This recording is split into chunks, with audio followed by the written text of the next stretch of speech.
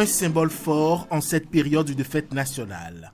Plus de 300 condamnés sont graciés de leur peine par le chef de l'État.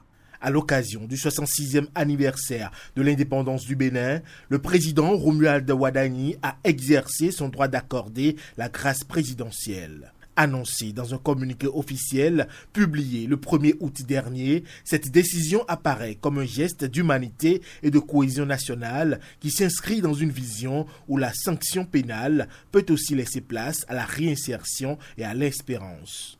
En choisissant la fête nationale pour annoncer cette mesure, le chef de l'État, Romuald Wadagni, entend ainsi donner une portée particulière à son acte, à savoir offrir une seconde chance à des personnes condamnées dans le respect des conditions prévues par la loi. C'est bien, c'est un premier pas dans la bonne direction et je l'encourage à aller plus loin en menant un projet de loi à l'Assemblée pour une amnistie générale. Quand moi j'ai appris ça, je suis tellement contente parce que la prison, c'est pas une bonne chose.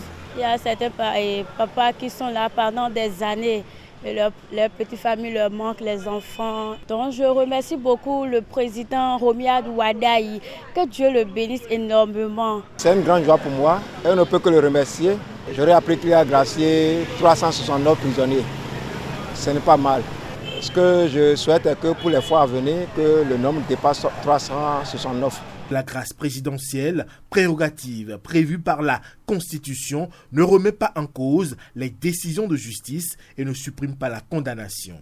Elle met plutôt fin, en tout ou en partie, à l'exécution de la peine conformément aux dispositions légales.